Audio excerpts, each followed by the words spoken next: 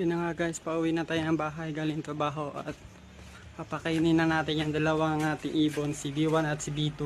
Kaya tingnan natin guys. Tik tik! Tik tik! Ayun, ayun, lumipad na yung isa. Tik tik! B2! B2! Dali B2! Yan si B2. B2! Dali! Oh, ayan.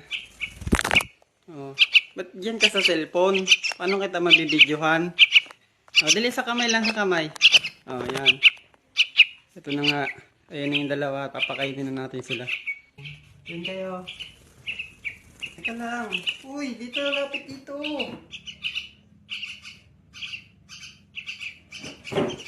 Dito ka, dito. Dito, dali. Ay, gutom mo dito, oh.